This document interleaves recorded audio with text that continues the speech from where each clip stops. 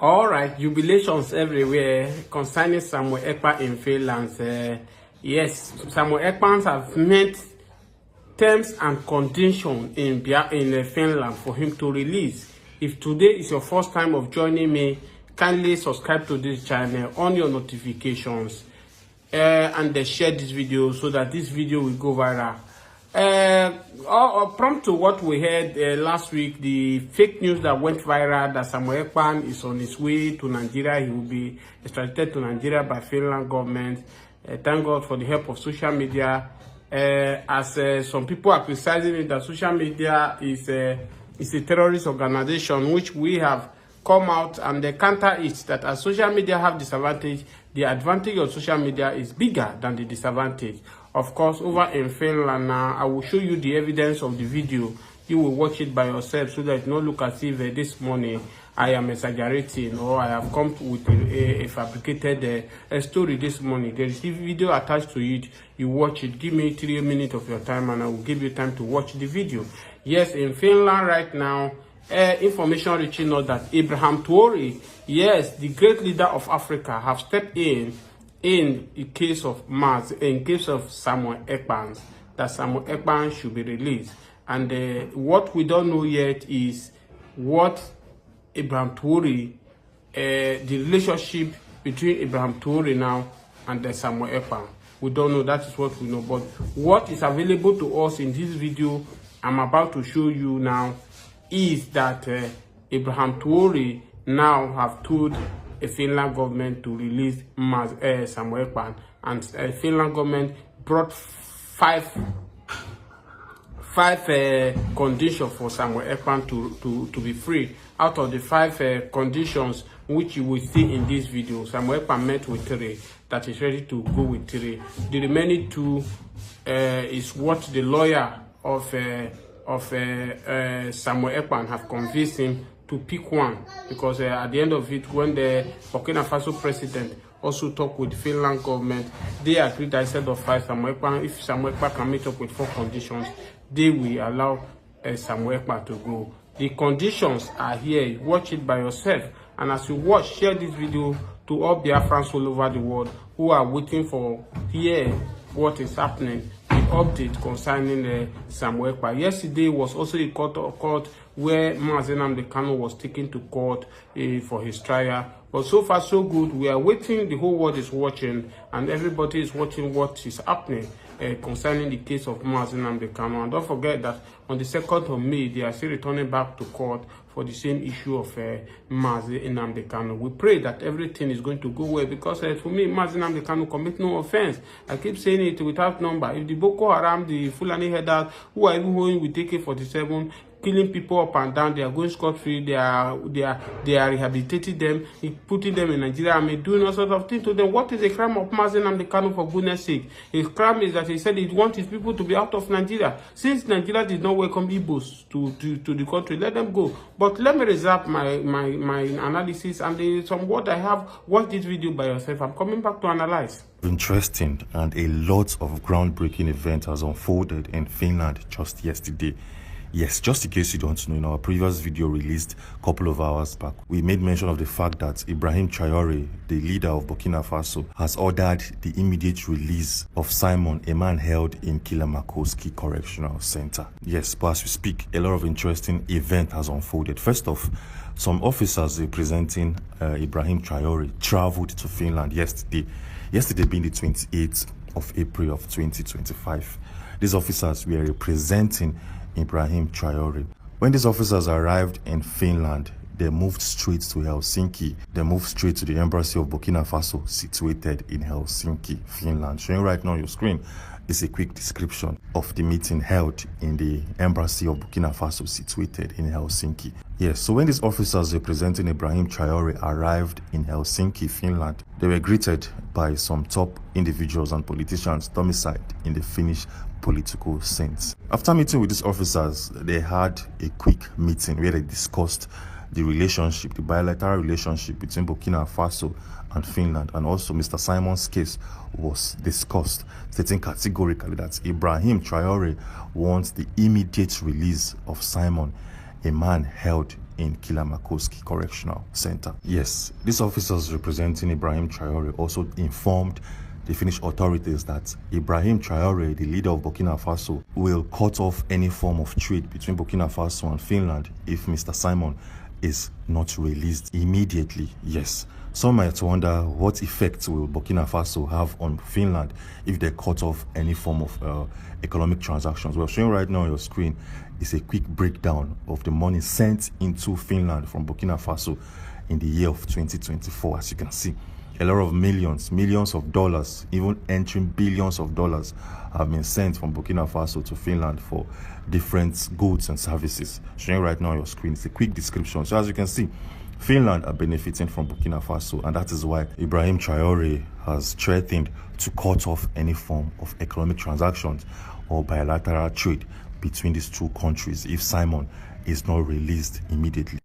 But then, the individuals representing Finland and its Finnish authorities made a very strong statement that created a lot of controversies and a lot of chaos. Yes, these individuals representing Finland told Ibrahim Traore's officers that the Paijahame District Court has enlisted 5 conditions that Mr. Simon, together with his lawyer in the person of Carl Gumerus, must meet before Simon will be granted a tentative bail. Yes, just in case you don't understand, the government of Finland has enlisted 5 conditions that will be met before bail will be granted to Simon. As we speak, Mr. Simon, through his lawyer, has agreed to 3 of these conditions. Showing right now on your screen is a listing of these conditions. And as we speak, Simon has agreed to the number 5, number 4, and number 3 of this listing. But then, these officers representing Ibrahim Traore did some quick negotiations with the Finnish delegates. They had a quick negotiations and they've come to a conclusion that Simon will or must meet or agree to 4 conditions out of 5. And as we speak, they are trying to convince Mr. Simon to somehow, some way, call off the sit-at-home that has been observed in the southeastern region of Nigeria. Yes, just in case you don't know, every Monday in the southeastern region of Nigeria, a civil disobedience known as sit-at-home is being imposed or observed in that region, where workers, students, mothers, fathers, kids must remain in their homes from 6 a.m. up until 6 p.m. every single Monday. Yes, so as we speak, the Finnish authorities want Mr. Simon to call off that sit-at-home, that every Monday individuals are free to do whatever they want to do, go to their working place, go to churches, go to schools, and so on and so forth. Yes, so the Finnish authorities want Mr. Simon to come on air and call off the sit-at-home. Interestingly, the delegates from Burkina Faso reached out to Simon's lawyer, and based off some info released, it seems like Mr. Simon is willing and ready to call off the sit-at-home in Nigeria, because the sit-at-home is not helping nobody. It's not helping the Southeasterners. It's not helping the government of Finland. It's not helping the government of Nigeria. I can't take photos anymore. You have watched the video right now, and you can hear from this man in Finland who have just analyzed with his empirical evidence of what is happening in Finland. So, of course, the jubilation now, because Simon Ekpa will see the light of the day. Contrary to what they are telling us in Nigeria, they are going to bring Simon Ekpa. I've told you people on this channel that take my word to bank that Simon Ekpa cannot be brought to Nigeria. There are 3 things that will make the Finland government to bring Simon Ekpa to Nigeria. 1, the bilateral relationship. That is according to the law of Rome. 3 conditions that will make a country to send somebody for tradition to fulfill if you meet up with these 3 targets. Number 1 is if the country have a bilateral agreement with the other country, which Nigeria does not have a bilateral agreement with Finland. Then number 2 is that the country, they obey human rights. Human right to what we are seeing in the case of this man nnamdikanu, human right is not respected. Because how do you kidnap somebody from Kenya and bring him down to Nigeria and you try him? So it's not respected.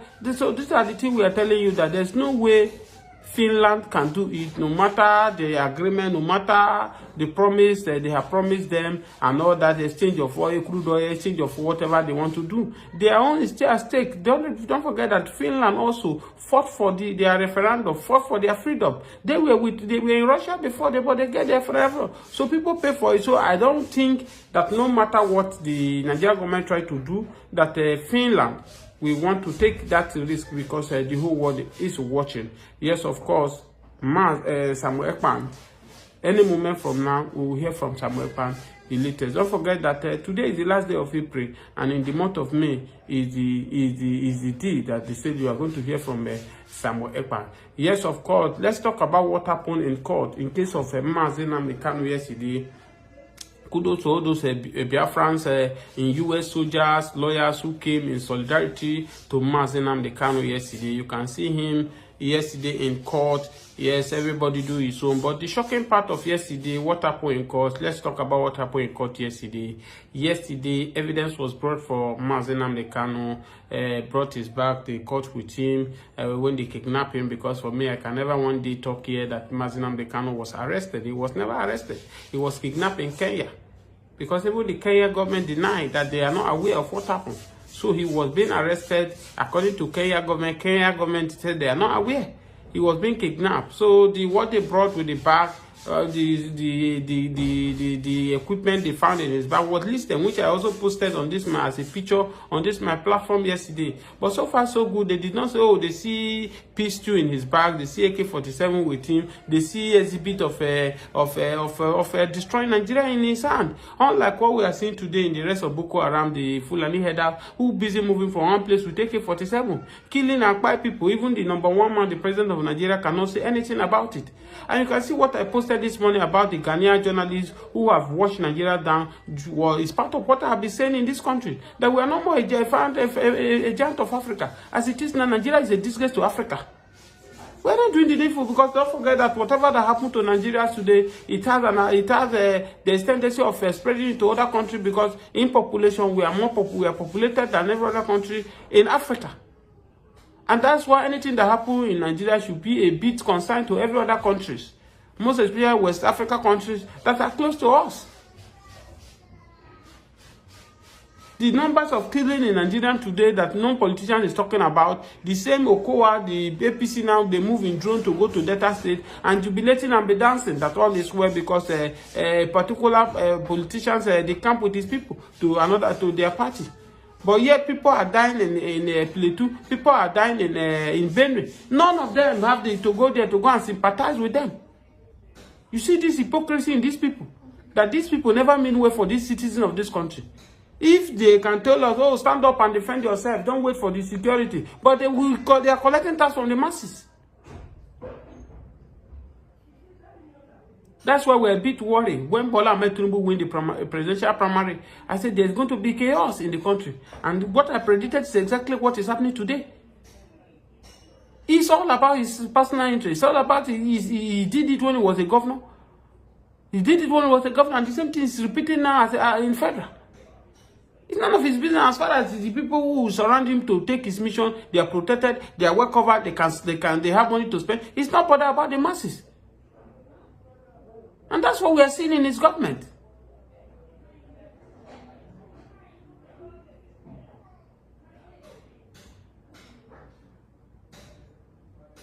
So what we are saying that the Igbo leaders, they need to stand up and do the needful. No matter what it is. It doesn't because of a baby shit on his pant, you throw that baby out with his excreta. You remove the pant and wash it and still keep your baby. No matter what they describe at nnamdikanu, nnamdikanu is an asset to the southeast. nnamdikanu is more than the governors you are seeing in the southeast. In terms of value, in terms of protecting people. These guys you are seeing there, they are there to beat for them and their families. And whoever that planted them there, as a governor, or as a senator or a House of Assembly.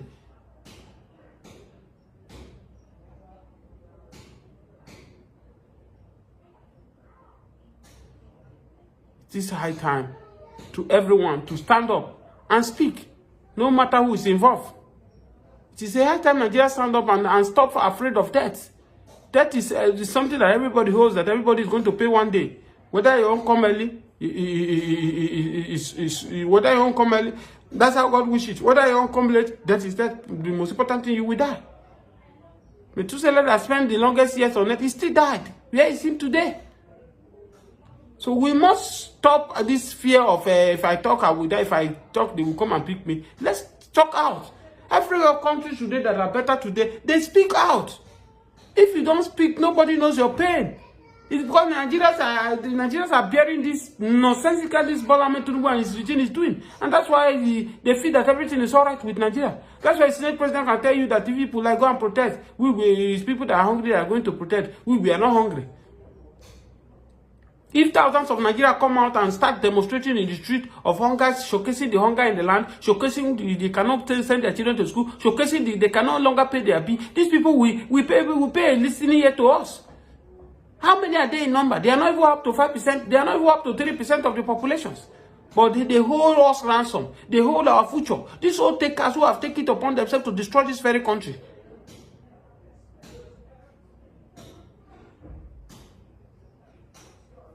Please share this video and drop your comment. Biafra Evangelist, thank you for having you this morning.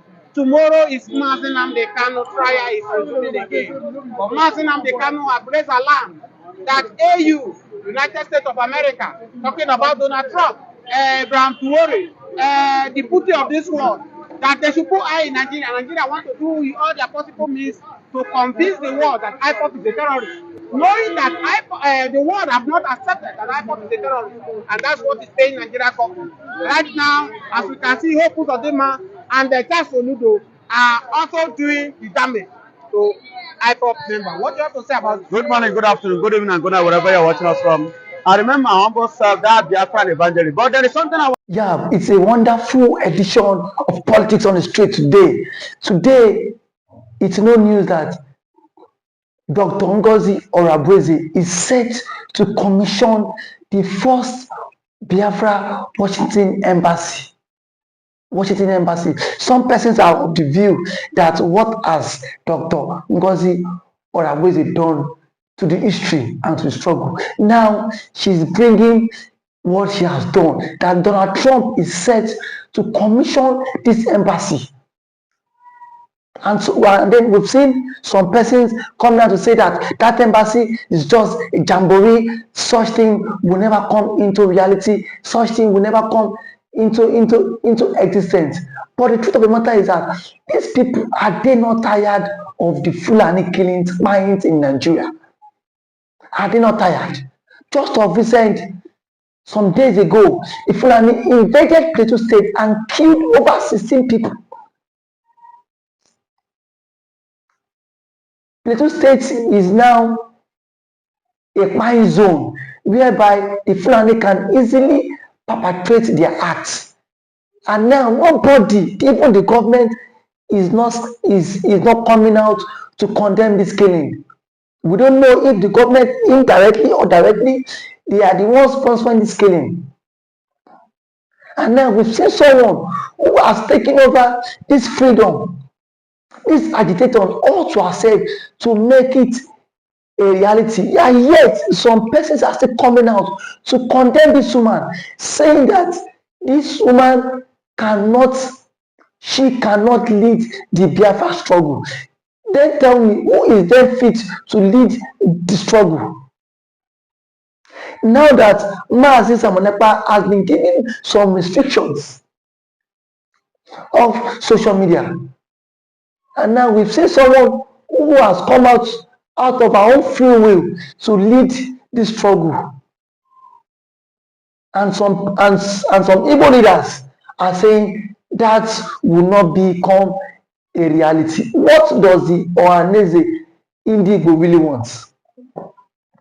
What does the Igbo's elders who have been bribed by this government, what do they really want? They want everybody in the entire race to be wiped out, so that nobody can come out and speak about the illegal mines in the southeast, where we've seen some identified persons being killed on a daily basis. And now nobody is coming out to condemn the killing. And yet Dr. Ngozi Orabueze is making moves. And yet we've seen leaders, the Igbo leaders, coming out to condemn that move. The truth of the matter is, the enemy of a man is within his household. And we've seen that those who are against the Biafra struggles are not even outsiders. They are they are mostly people, even from the Igbo race. When Dr. Ngozi Orbezi announced that they are set to commission the Washington DC Biafran embassy, and that it will be done by the US President Donald J. Trump. We've seen Bianca Ojukwu tweet saying it is a lie from the pit of hell. Why don't you wait until that becomes a reality? Why can't you wait until it becomes a reality? The same people that was being used to kidnap Mazi Nnamdi Kanu all the way from Kenya, the same people that was being used to orchestrate the illegal arrest of Mazi Simon Ekpa. And now we've seen a woman championing this case, this cause for referendum. And those who were supposed to champion this cause for referendum have even sold out in the freedom. They've sold out. What is it? They have sold out. Southeastern governors have sold out, despite the killings in their domain, despite what is happening in their domain. Nobody is coming out to confront the government and tell them enough is enough. What we have today is people who are only after their own tummy, their own stomach. Is this how Mazi Nnamdi Kanu stood for the Biafra cause? Mazi Kanu stood for it with his life, despite the pains